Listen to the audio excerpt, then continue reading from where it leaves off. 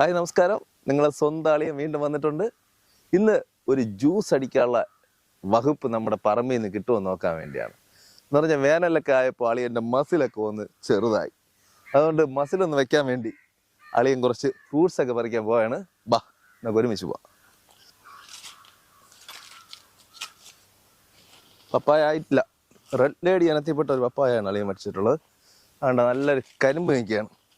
First നമുക്ക് ഈ കരിമ്പിനെ വെട്ടിയെടുക്കാം.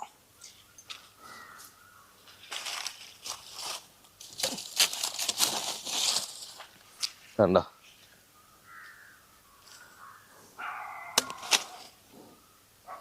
നല്ല കരിമ്പാണ്. നമുക്ക് ഇന്ന് ജ്യൂസ് അടിക്കാനുള്ള മധുരത്തിന് ആവശ്യമായ സാധനം കിട്ടിയിട്ടുണ്ട്. നല്ല മറയൂരിൽ നിന്ന് അളിയൻ കൊണ്ടുവന്ന കരിമ്പ്. ഇനി അടുത്ത് വേറെ സംഭവം ഉണ്ട്. ബാ,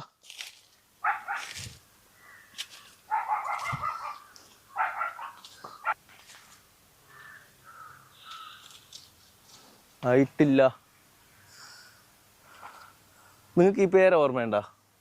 ഇതാണ് അളിയൻ വളച്ച് വിട്ട പേര. അന്ന് ചെറിയ കാള നിൽക്കുന്ന പറഞ്ഞില്ലേ, ഇതാണ്.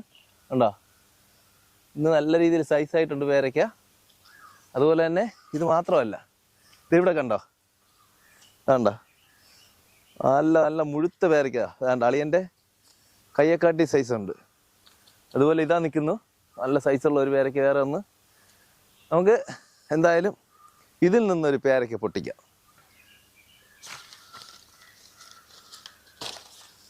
വേണ്ട, അപ്പോൾ നമുക്കിന്ന് രണ്ട് ഐറ്റം ആയിട്ടുണ്ട് ജ്യൂസ് അടിക്കാൻ. ഇതാ കരിമ്പായി, പേരയ്ക്കയായി. ഓക്കെ, അപ്പോൾ ഇനി അടുത്തൊരു പപ്പായ കൂടി ഇളക്കാം. വാ, ഹൊയ്യ ഹൊയ്. അങ്ങനെ അളിയെ അടുത്ത സംഭവം അടക്കാൻ വേണ്ടി പോവുകയാണ്.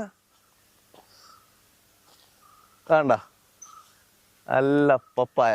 ഇത് ഏത് ഇനമാണെന്ന് അറിയില്ല. ഏതിനായാലും എന്താ, ഉഷ്ണത്തിന് ബെസ്റ്റാണ്. അപ്പോൾ ഇതുകൂടി ഒന്ന് പൊട്ടിക്കാം. പപ്പായ പൊട്ടിക്കുകയാണ്. വേണ്ട, ഇപ്പോഴിന്ന് നമുക്ക് 3 ഐറ്റം കിട്ടിയിട്ടുണ്ട്. നിങ്ങൾ അളിയൻ്റെ സ്വന്തം പറമ്പിലുണ്ടായ കരിമ്പ്, പേരയ്ക്ക, പപ്പായ കണ്ടല്ല. അപ്പോൾ ഇത് വെച്ച് ഒരു ജ്യൂസ് അളിയൻ അടിച്ച് കുടിക്കാൻ പോവുകയാണ്. ഇതിന് നിങ്ങൾ തന്നെ പേര് പറ. ഇത് ABC ആണോ അത് EF ആണോ ജ്യൂസ് എന്ന് അളിയൻ അറിയില്ല. എന്തായാലും അളിയൻ ഈ വേനലായതുകൊണ്ട് ഒരു ജ്യൂസ് അടിച്ച് കുടിക്കും. അപ്പോൾ അളിയൻ പതിവ് പറയും പോലെ എന്തായിട്ടായാലും ഒരു ഫ്രൂട്ട്സ് പറമ്പിൽ നടുക. അതിൽ നിന്നൊരു പഴം അടത്ത് കഴിക്കുമ്പോൾ അതിൻ്റെ ടേസ്റ്റ് വേറൊന്നാണ്. അപ്പോൾ അളിയൻ അടുത്ത വീഡിയോ ആയിട്ട് വരുന്നവരേക്ക് ബൈ.